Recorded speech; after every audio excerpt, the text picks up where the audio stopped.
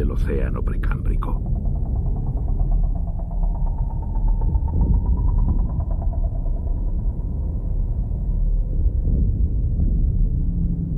Nuestro mundo había dado el paso decisivo hacia su diferenciación en un sistema solar muerto.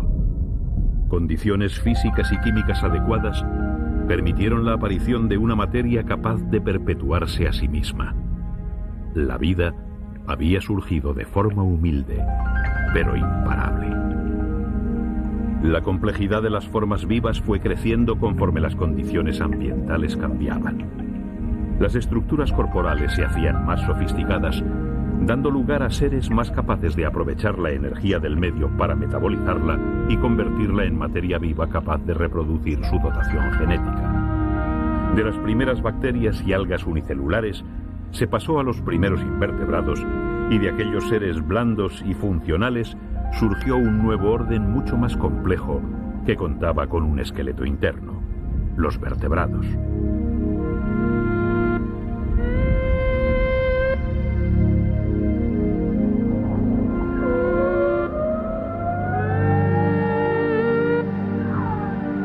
La aparición de los peces marcó el punto de partida de una de las mayores aventuras de la vida. Océanos y mares habían sido conquistados por las plantas y los animales, pero más allá, fuera del agua protectora, se extendía el mundo de la superficie. Un mundo distinto, lleno de promesas, pero también lleno de innumerables obstáculos y limitaciones. Y los seres vivos, después de 3.000 millones de años preparándose, decidieron salir a conquistarlo.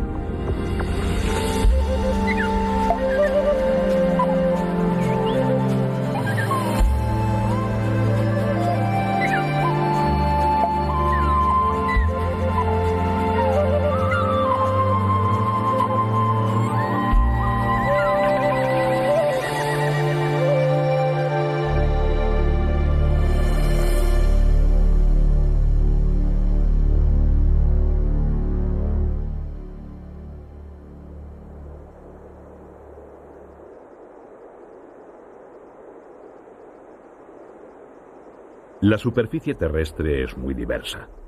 Los diferentes ecosistemas forman mundos distintos donde las condiciones físicas ambientales marcan barreras para las especies. Si un ser vivo desea instalarse en cualquiera de los mundos de la superficie, tendrá que aprender a vencer las particulares limitaciones de temperatura, humedad, altitud y otros factores similares. Es una tarea que resulta insuperable para los individuos aislados, pero la vida cuenta con una herramienta genética tan poderosa que lo ha hecho posible: la evolución.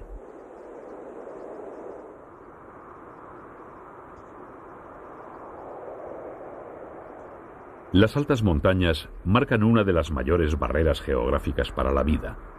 Las temperaturas son muy bajas y el aire tiene un pobre contenido en oxígeno. La capa de gases atmosféricos es menor cuanto más alto nos encontramos, y en consecuencia el frío aumenta hasta convertirse en un enemigo invencible. Para la mayor parte de los animales, el calor corporal proviene de su entorno y el frío intenso hace disminuir sus ritmos vitales hasta que por debajo de 4 grados centígrados mueren. Pero en el ambicioso proceso de la colonización de los hábitats terrestres, los animales buscaron nuevas estrategias evolutivas que les permitieran soportar el frío. Y para ello, nada mejor que contar con una calefacción interna.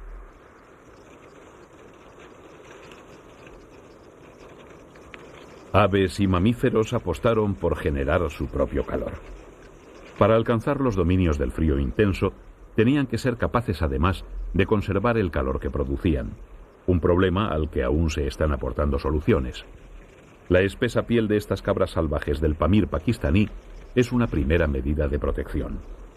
Cuentan además con una sangre muy rica en glóbulos rojos, con lo que consiguen mayor aprovechamiento del escaso oxígeno del aire y tienen cuerpos más voluminosos que ayudan a disminuir la pérdida externa de calor.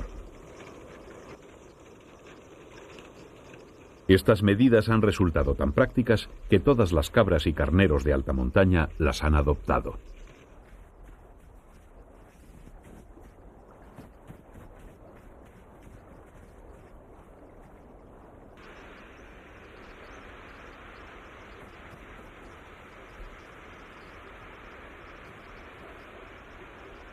A más de 7.000 kilómetros al oeste del Pamir, las cabras hispánicas de la Sierra Española de Gredos han conquistado las cimas gracias a las mismas adaptaciones.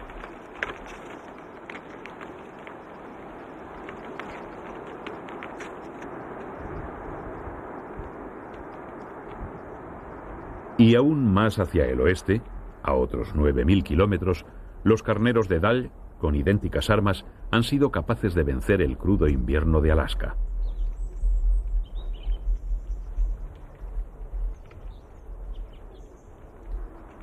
A cambio de la calefacción interna, los animales de sangre caliente han firmado un contrato con serias restricciones. Sus cuerpos deben mantener una temperatura interna constante, unos pocos grados arriba o abajo de su temperatura corporal media, y el animal morirá. Así que todos los esfuerzos son pocos para compensar la temperatura interna con la del exterior.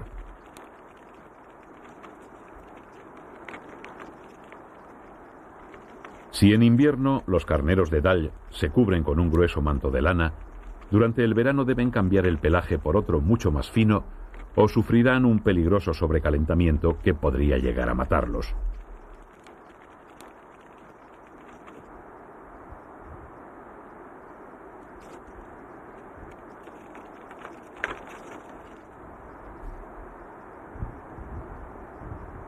Por debajo de las gélidas cumbres, la temperatura se va haciendo más soportable. Aún hace mucho frío durante el invierno, pero el calor y la luz del sol de los meses de estío permiten la aparición de árboles frondosos que a su vez sirven de parapeto contra los vientos helados y hacen más fácil la vida de otras especies dentro del bosque.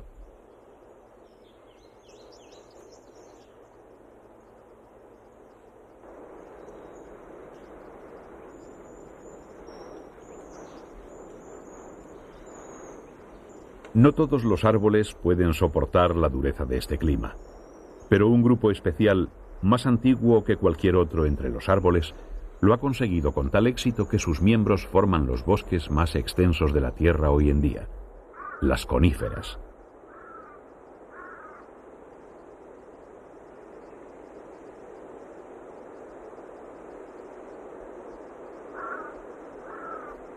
El secreto de su adaptación se basa en optimizar la captura de energía solar, minimizando al mismo tiempo la pérdida de agua.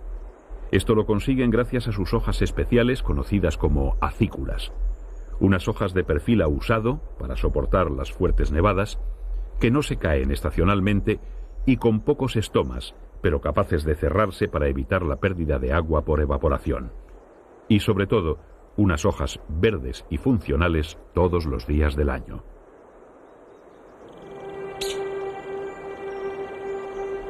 En los bosques que escoltan las grandes montañas, el cambio estacional es muy acusado. Hay una época de escasez y una época de abundancia, y para conseguir superar la primera, animales y plantas aprendieron a hacerse con provisiones para los tiempos difíciles.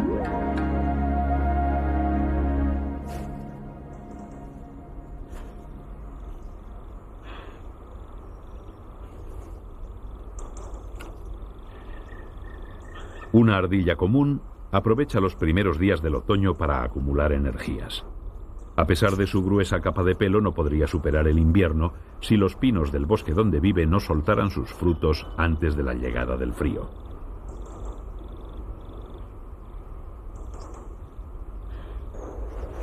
Los frutos de las coníferas no son muy suculentos. A decir verdad, son poco más que un armazón de madera resinosa. Pero en su interior guardan unas semillas altamente energéticas, los piñones. Los piñones están cargados con el alimento suficiente para que un nuevo árbol empiece a crecer. Pero los pinos los producen en tal cantidad que permiten tanto el nacimiento de nuevas coníferas como la supervivencia de numerosos animales de sangre caliente.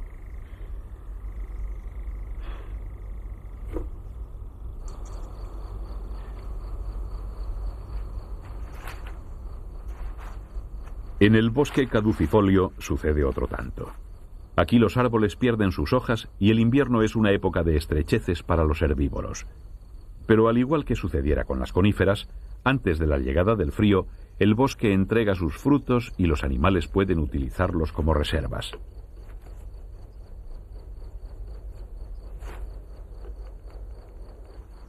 Esta época, que podría parecer feliz para los herbívoros, no lo es tanto como aparenta. A los carnívoros no les sirve almacenar frutos como a ellos, y su reserva energética la consiguen cazando los rechonchos herbívoros cargados con la energía de los frutos y convirtiéndolos en grasa corporal que consumirán durante el invierno.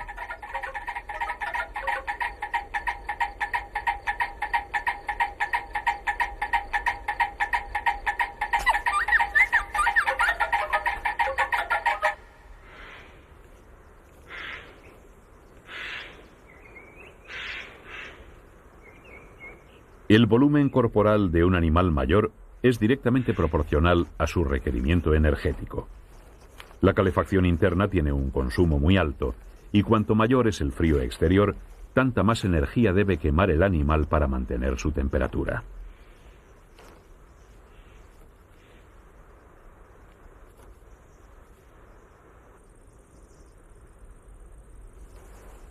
Para el oso pardo, almacenar energía suficiente como para pasar el invierno resulta un formidable reto.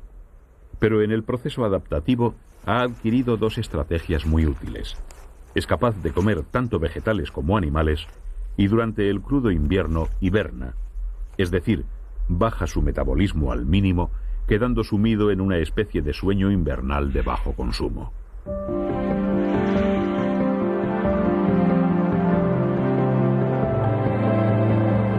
El clima frío no es exclusivo de las cordilleras montañosas. Las regiones polares y las tierras adyacentes son aún más restrictivas que las altas montañas. Durante el invierno hay una noche perpetua y sin luz y calor solar, el suelo permanece helado a escasos centímetros de la superficie todo el año. En la tundra, pocas plantas son capaces de sobrevivir.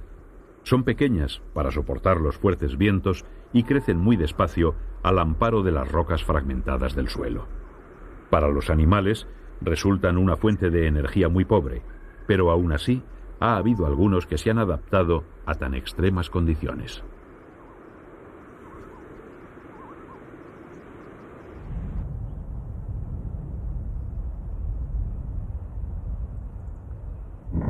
En la isla de Banks, en el océano glaciar ártico, un grupo de bueyes almizcleros descansa refrescándose entre las últimas manchas de nieve. Para llegar a sobrevivir en estas condiciones, tuvieron que hacerse con un estómago capaz de extraer alimento de la raquítica vegetación de la tundra, pero sobre todo tuvieron que conseguir protegerse del frío. Y lo hicieron tan bien que su adaptación acabó por convertirse en un problema. Su pelo es tan cerrado y espeso que cualquier exceso de movimiento puede producirles un sobrecalentamiento corporal, por lo que los bueyes rara vez emprenden una carrera, y si lo hacen, deben parar cada poco tiempo para enfriar sus voluminosos cuerpos.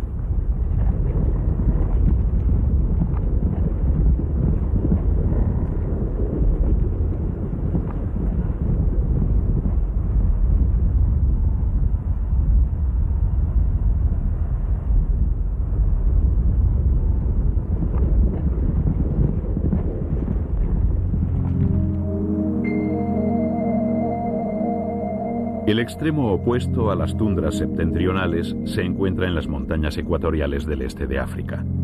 Si en la isla de Banks el año tenía una noche y un día, aquí, en el Kilimanjaro, se pasa diariamente del invierno al verano en apenas 12 horas.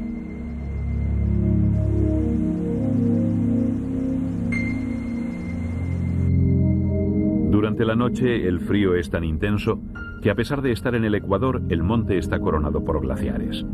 Pero al salir el sol, la temperatura asciende hasta superar los 30 grados centígrados en las horas del mediodía. En las faldas del Kilimanjaro, las plantas han adoptado diferentes estrategias adaptativas para soportar los cambios diarios de temperatura. Y la más espectacular de todas ellas es el senecio gigante.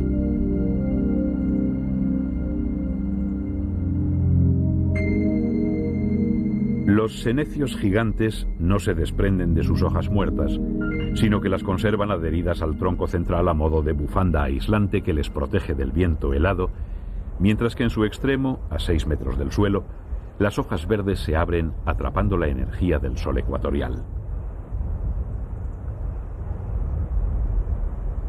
Esta lucha paradójica entre abrigarse y no sufrir cuando la temperatura exterior aumenta es un problema universal entre las especies que pueblan las regiones frías.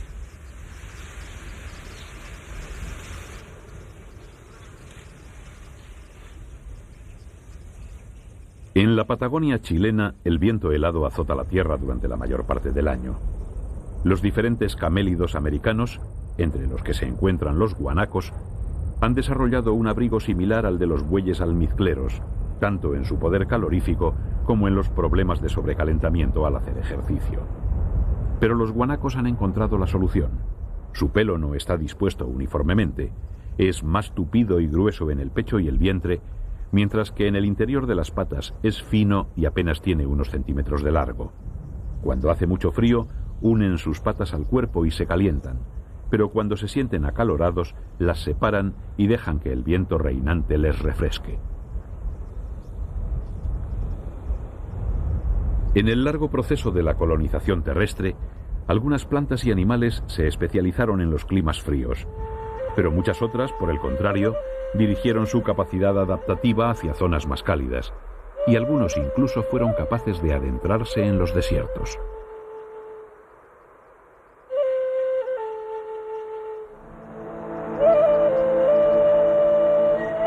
Si el reto en las altas montañas o en latitudes extremas era vencer al frío, aquí el enemigo es el calor.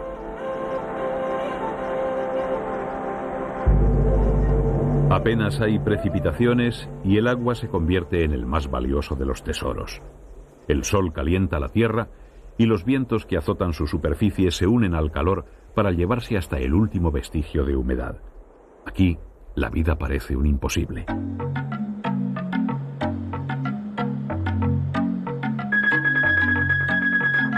Sin embargo, la versatilidad de la vida ha conseguido el milagro. Algunos animales y plantas han colonizado el inhóspito mundo de los desiertos, aunque para hacerlo se han tenido que convertir en unos verdaderos especialistas en el arte de conseguir agua. El desierto del Namib recibe las brumas que llegan del mar cargadas de humedad. Son el único aporte de agua que encontrarán los seres vivos del Namib, y la Welwitschia mirabilis no deja escapar su preciosa carga. Dos únicas hojas centrales, retorcidas y correosas, son las encargadas de frenar las brumas. El agua se condensa en la parte superior de las hojas cubiertas de ceras y resbala hacia la cara inferior, donde millares de microfibrillas la absorben rápidamente. Las gotas que resbalan hacia el ápice deshilachado de las hojas caen al suelo y son captadas por las raíces de la planta, de forma que ni una sola molécula del precioso líquido capturado se desperdicia.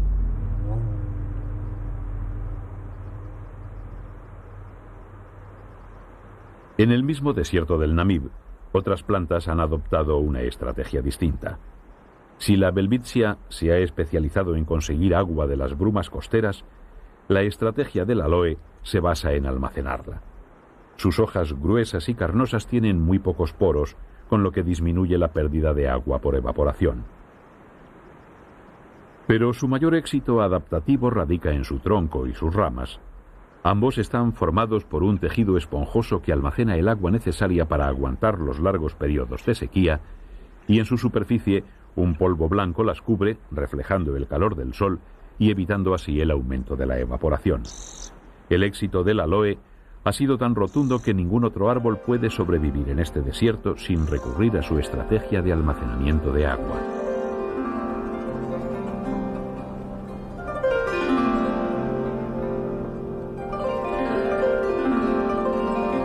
El desierto de Little Rann, en la frontera entre Pakistán e India. Aquí apenas llueve a lo largo de todo el año y el suelo salino incrementa la esterilidad del paisaje. Es un lugar desolador donde el sol marca el límite de la vida.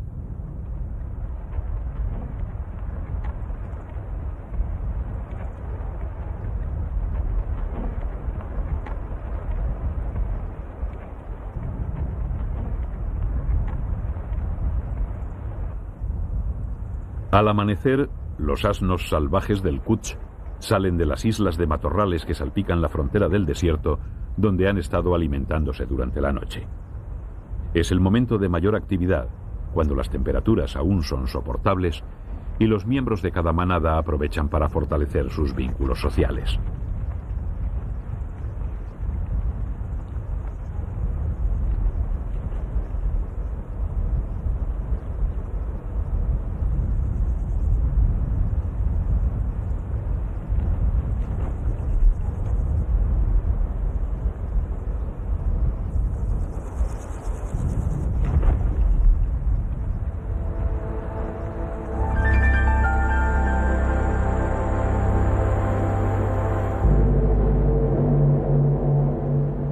A partir de media mañana el sol empieza a apretar.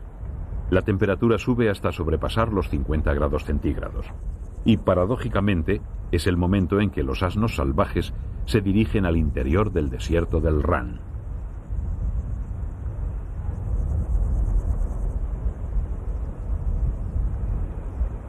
Los asnos salvajes son una prodigiosa muestra del poder de adaptación de los seres vivos. Para vencer al desierto cuentan con un arsenal de armas estratégicas.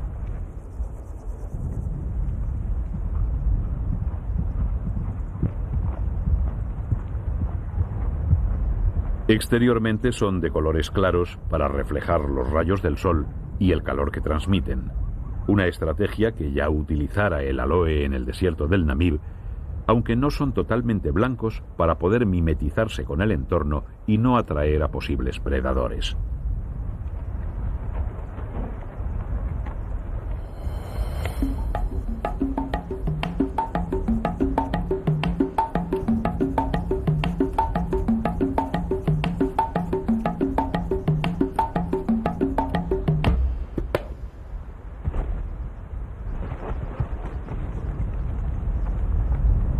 Pero aunque fueran completamente blancos, los asnos salvajes no podrían aguantar las temperaturas extremas de Little Ran. Si consiguen sobrevivir, es gracias a la capacidad de sus células corporales para soportar la deshidratación y volver a hidratarse rápidamente cuando los asnos beben agua. Esta capacidad celular no solo les permite vivir en mitad de la abrumadora llanura del desierto, sino que les ha proporcionado además un arma increíble para librarse de sus enemigos.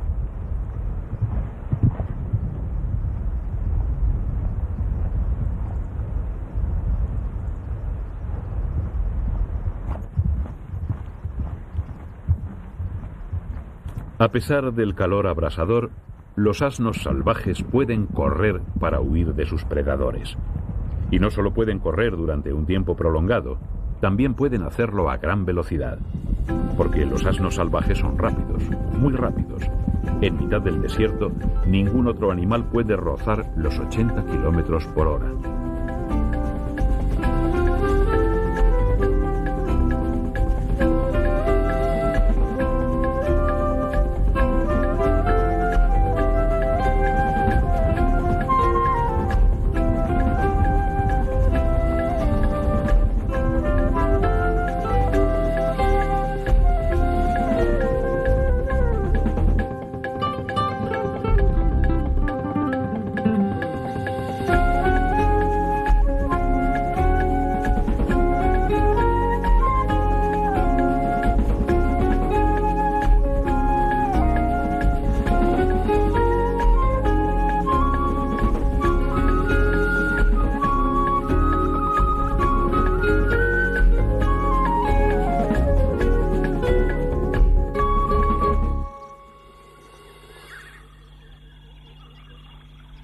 No todas las adaptaciones para soportar los rigores del desierto y sus áreas limítrofes están enfocadas a vencer el calor con cambios fisiológicos.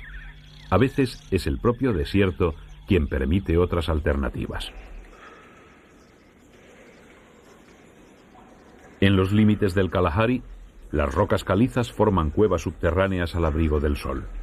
La temperatura es fresca y el agua filtrada en la superficie se conserva en la roca porosa, de forma que las condiciones para la vida son mucho más soportables que en el exterior. Y como era de esperar, los animales lo han aprovechado.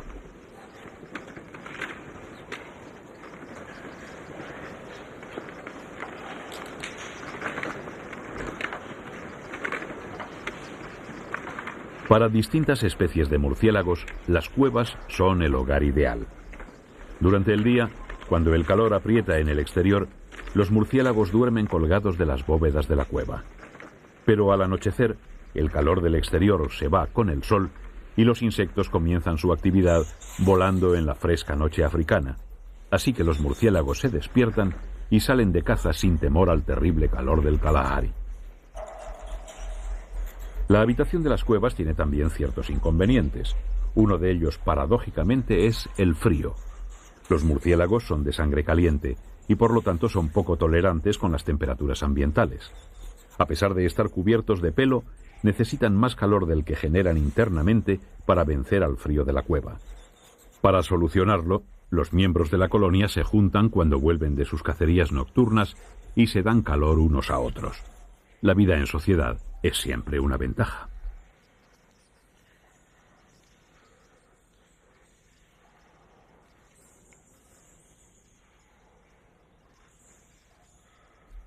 La colonización de un medio por parte de un animal suele abrir la puerta a otras especies que de forma directa o indirecta dependen del primero. Cuando un murciélago muere, su cuerpo es fuente de alimento para infinidad de invertebrados que viven en el suelo de las cuevas. Como las colonias de murciélagos son muy numerosas, siempre hay algún cuerpo disponible, y millares de vidas invisibles surgen del guano que cubre el suelo para darse un festín.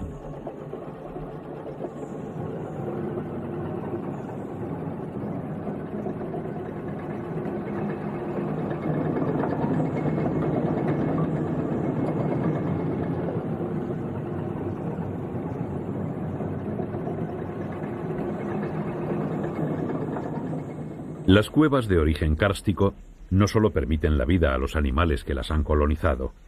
El agua que se filtra desde la superficie se canaliza por la piedra porosa, arrastrando su contenido calcáreo y gotea pacientemente dando lugar a estalactitas y estalagmitas.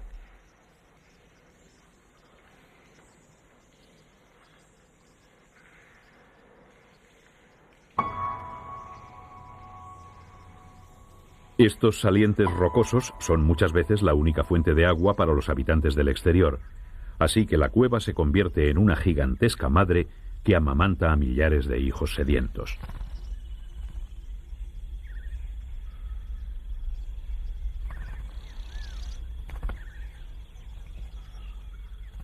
Durante todo el día, extenuados pajarillos llegan hasta las estalactitas para beber la gota correspondiente. Toda la comunidad de la zona dependerá de este mínimo aporte de agua, de forma que en la entrada de la cueva hay un tránsito permanente.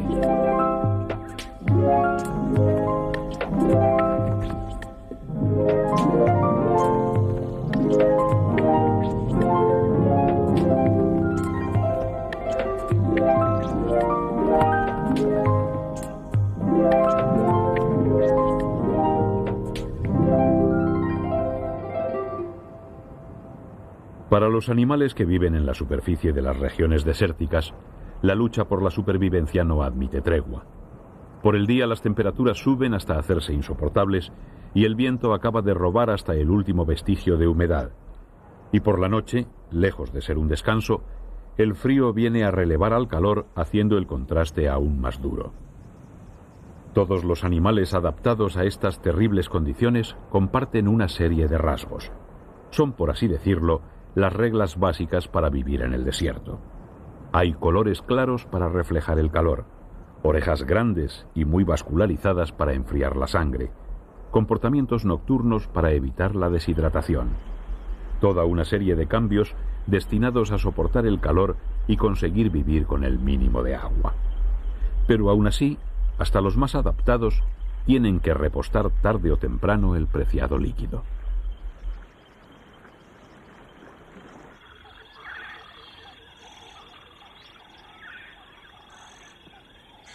En las llanuras de Etosha, las balsas de agua se van haciendo más pequeñas conforme avanza la estación seca, y todos los animales de la sabana se acercan hasta estas charcas a beber.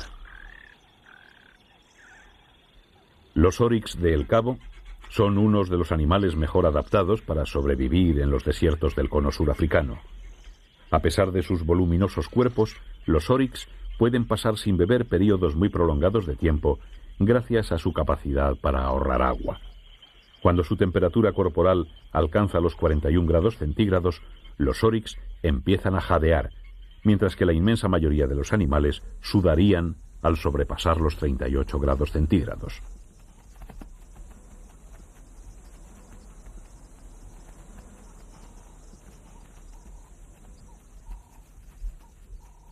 Más al norte, el oryx blanco, o de Arabia, ha colonizado las llanuras pedregosas que delimitan las arenas del desierto arábigo.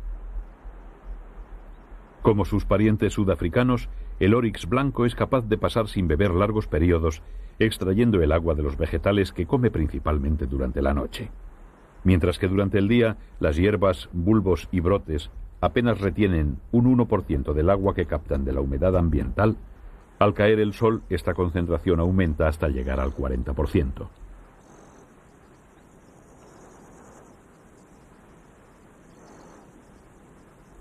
Aunque la mayoría de los animales morirían si sus cuerpos superaran los 42 grados centígrados, los oryx blancos pueden vivir con 45 grados de temperatura interna. Una red de vasos y capilares sanguíneos bajo su cerebro es la responsable. Cuando su temperatura corporal supera los 42 grados centígrados, los oryx comienzan a jadear. La sangre que pasa por su lengua, labios y garganta se enfría y es conducida por la red capilar hasta los vasos cerebrales, de forma que los sensibles tejidos del cerebro permanecen protegidos de las temperaturas demasiado elevadas.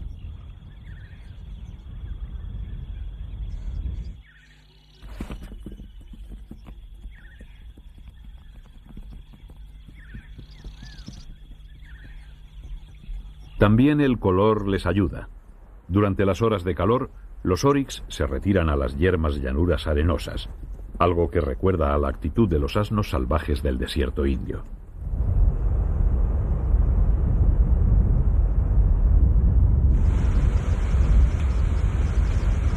El calor y la arena se alían y el azote del viento arrastra remolinos en la sofocante atmósfera.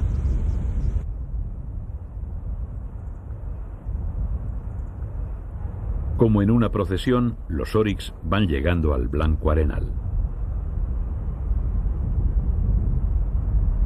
El blanco refleja la luz del sol y con ella el calor, de forma que es en estas llanuras, a falta de sombras por la ausencia de árboles, donde la temperatura es menor.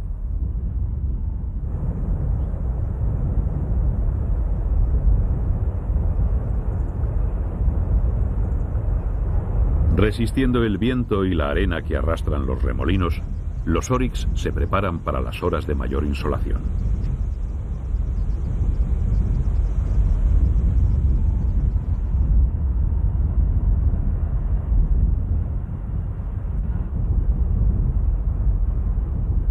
Para ello se tumban cubriendo sus partes oscuras. Ahora en el arenal, el suelo y los oryx forman una uniforme superficie de color blanco.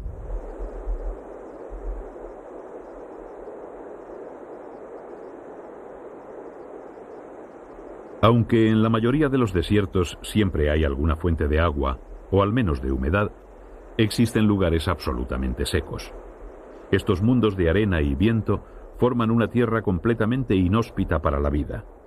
Pero aún aquí, en las más desérticas soledades, hay una especie que puede vivir largos periodos en sus tránsitos nómadas.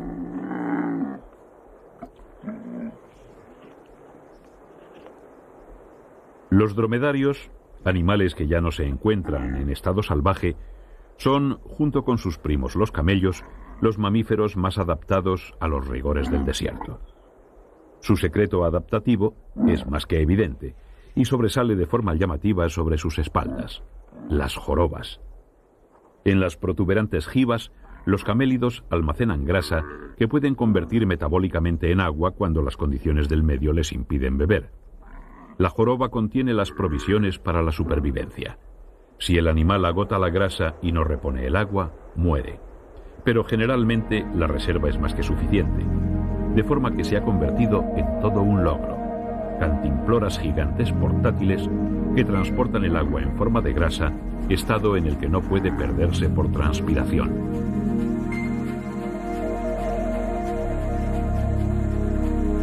En el extremo opuesto a los desiertos, donde conseguir agua es la piedra angular de la supervivencia, las zonas húmedas dirigen las adaptaciones hacia la vida en un medio inundado.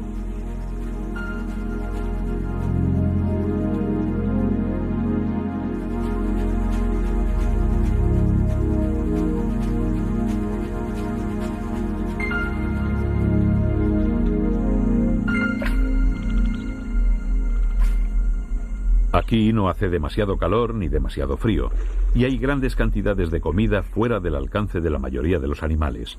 Así que quien consiguiera adentrarse en el agua podría disfrutar de inmejorables condiciones para la vida.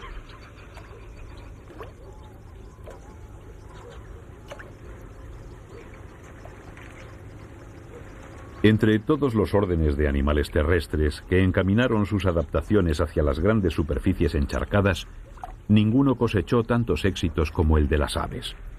El truco para conseguirlo era conservar el calor corporal que se perdía rápidamente en contacto con el agua, de modo que se buscaron dos estrategias diferentes. O se mantenía el cuerpo fuera del agua, o se cubría de grasa hasta hacerlo impermeable. Entre los patos se apostó por la segunda opción. Una cubierta de plumas impermeables mantenía una capa de aire a la temperatura del cuerpo entre el agua y la piel, de tal manera que las anátidas consiguieron estar largos periodos de tiempo flotando sin apenas perder calor.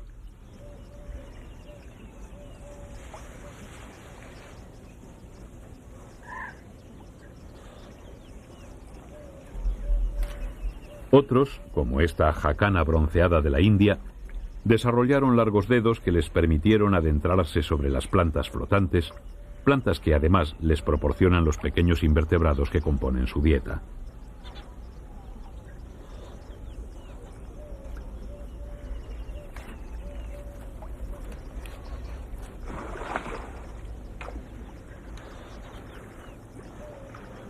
La aninga tomó el camino opuesto.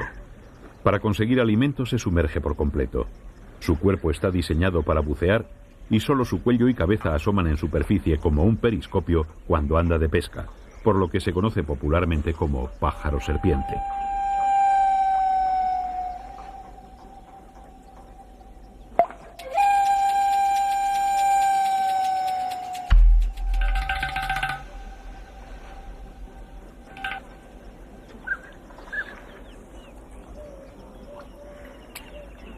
Este es un método intermedio.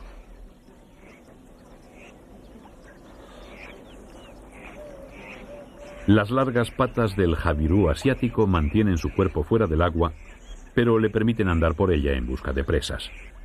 La longitud de las patas limita la profundidad a la que pueden pescar, pero es más que suficiente para conseguir los peces, anfibios y reptiles que componen su dieta.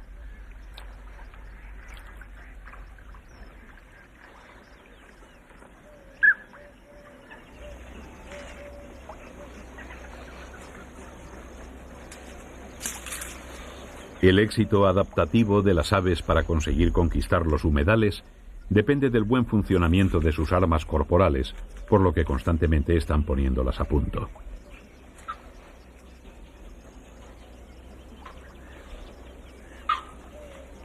La limpieza, colocación, secado y engrasado de las plumas es imprescindible para mantener la impermeabilidad del cuerpo, así que diariamente las aves acuáticas dedican varias horas a su aseo corporal. La aninga no guarda aire entre las plumas porque le impediría bucear detrás de los peces, por lo que cada 2 o 3 inmersiones debe secarse al sol. Cada especie se pone a punto constantemente, cosa por otra parte comprensible, pues de ello depende su supervivencia.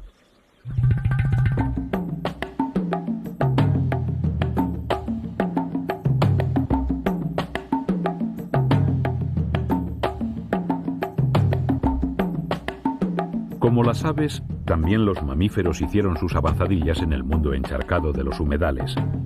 Eran más pesados y no contaban con plumas impermeables, pero aún así también adquirieron ingeniosas adaptaciones.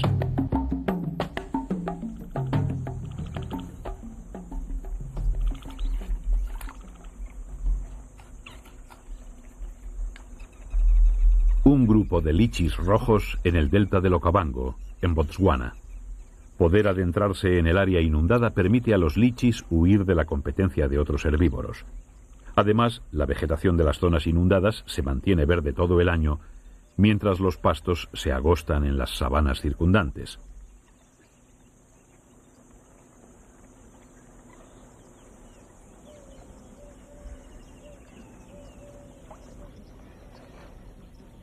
Para conseguir moverse por el agua, las patas de los lichis han sufrido modificaciones importantes.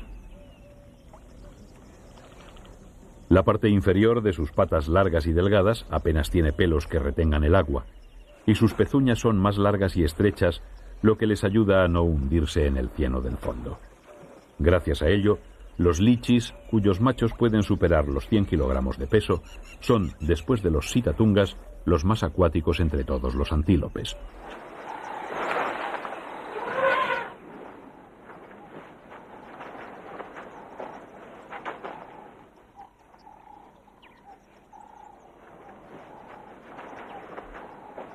Las adaptaciones para que un lichi de 100 kilos pueda andar por una zona inundada pueden parecer un logro admirable.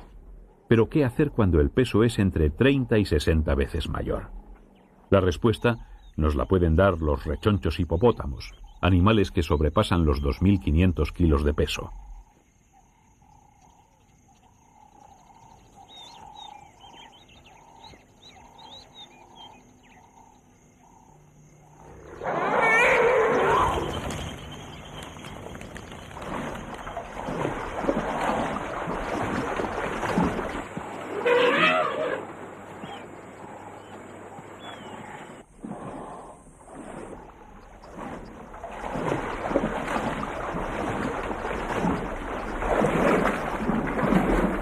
A pesar de su apariencia, los hipopótamos son animales de sorprendente agilidad. Aún así, su peso es tan elevado y su piel tan sensible al sol que han optado por una vida anfibia. Dentro del agua se sienten ligeros y los rayos solares no queman su piel desnuda. Pero para mantenerse sumergidos han necesitado importantes cambios fisiológicos.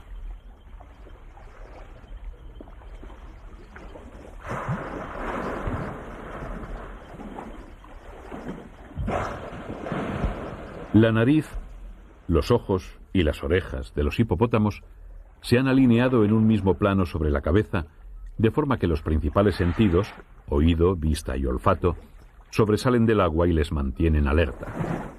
Algo en cierto modo innecesario, teniendo en cuenta que animales tan formidables apenas tienen enemigos naturales. Los voluminosos cuerpos de los hipopótamos forman islas flotantes libres de todo posible enemigo y que además cuentan con insectos adheridos a la piel. Toda una invitación para los búfagos, aves que encuentran en los hipopótamos unos aliados inestimables que les proporcionan seguridad, comida y bebida y hasta una plataforma donde poder darse un baño.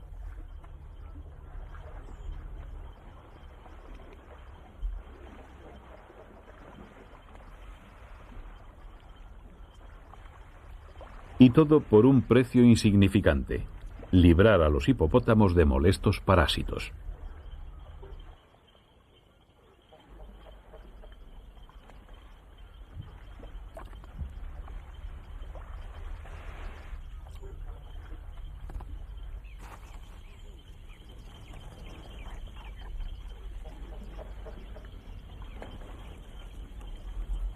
Aunque los hipopótamos son magníficos exponentes de la adaptación a la vida acuática, los ríos africanos cuentan además con un animal cuya estrategia adaptativa ha dado tan buenos resultados que lleva siendo útil desde hace algo más de 200 millones de años.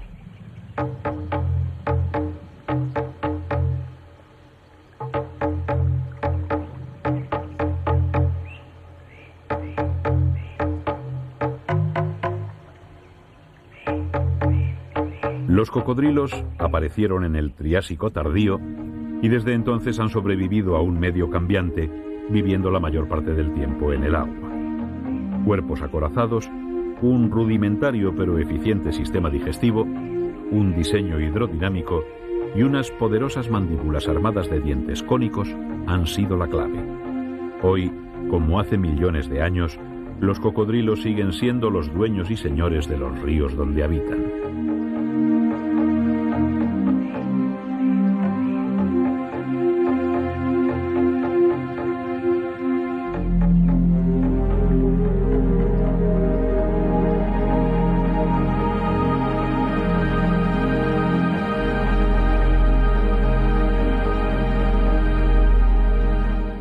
Cae la noche en el delta del Okavango.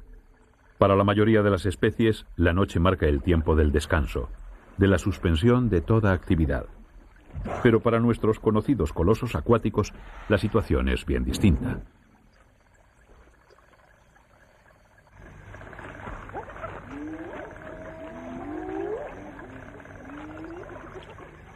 Durante el día, los hipopótamos han estado dormitando bajo el agua, a salvo del sol abrasador. Y es ahora, cuando éste se esconde y la temperatura desciende, cuando recobran la actividad y dejan el agua protectora para salir a los prados cercanos a alimentarse.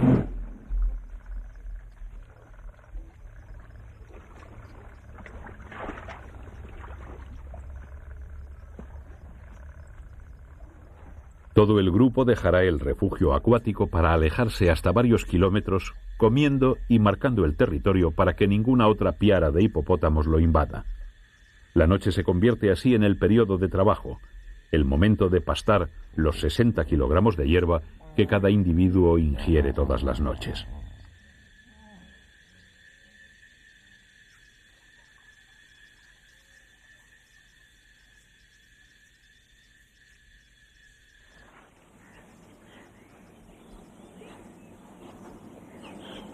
El proceso de colonización de los distintos medios terrestres llevó a los animales a todos los rincones de la Tierra, hasta un punto en el que la competencia entre las distintas especies enfocó nuevas líneas adaptativas hacia lo que había sido el punto de partida.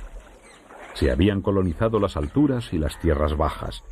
Se habían vencido el frío y el calor, la sequía y las inundaciones, poblándose desiertos, montañas, selvas y humedales. Así que para los animales terrestres solo quedaba un reto por conseguir, y este era volver a colonizar el medio marino, un medio de recursos casi ilimitados y con poca competencia para los nuevos animales surgidos de la dura adaptación al medio terrestre. Se estaba dando el giro final, cerrando el círculo que distribuiría a todos los órdenes zoológicos por todos los ecosistemas del planeta. Pero para conseguirlo, hicieron falta, como era de suponer, importantes logros adaptativos.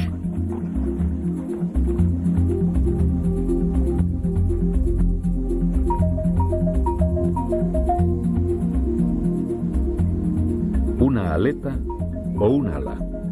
Para los pingüinos, la primera resultó más funcional, teniendo en cuenta que su vida es principalmente marina.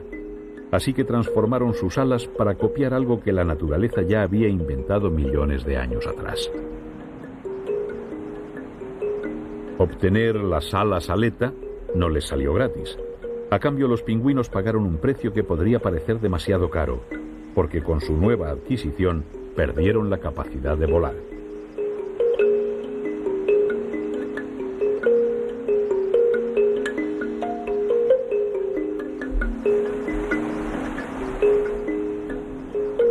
A los pingüinos no parece que les haya afectado demasiado el cambio. A fin de cuentas viven principalmente en aguas oceánicas y lo que necesitan es nadar y bucear para poder atrapar los peces de los que se alimentan. Solo en la época de puesta llegan a tierra y hacen sus nidos. Y es entonces cuando tal vez añoren el vuelo, porque en la superficie son muy torpes y vulnerables. Pero en el agua se transforman y sus cuerpos, propulsados por las aletas, les convierten en auténticos torpedos vivientes.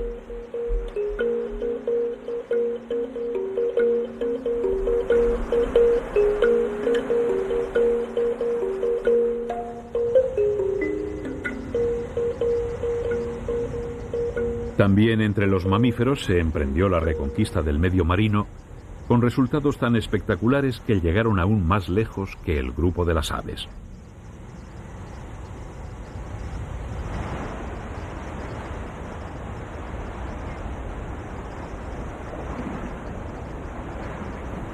Como los pingüinos, los leones marinos y el resto de las focas y otarios convirtieron sus extremidades en aletas. Sus cuerpos se modificaron para conservar el calor, resistir varios minutos sumergidos y permanecer en el agua largos periodos de tiempo.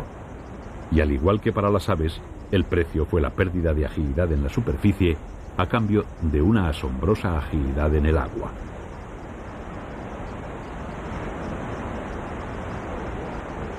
El mar y sus recursos se ponían al alcance de estos nuevos mamíferos que solo necesitaban el medio terrestre para cortejar a sus hembras, aparearse y parir.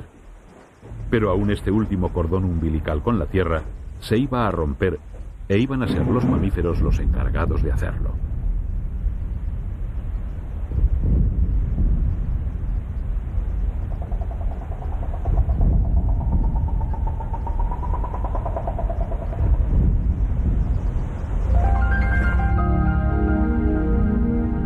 La aparición de los cetáceos cerró el círculo. La evolución había devuelto cambiados a los hijos del mar pretérito. Ahora eran formas más evolucionadas, más complejas.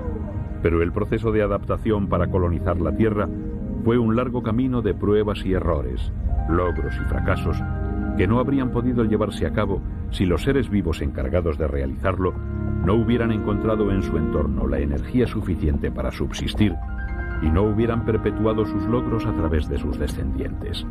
Dos difíciles objetivos de los que nos ocuparemos en los siguientes capítulos.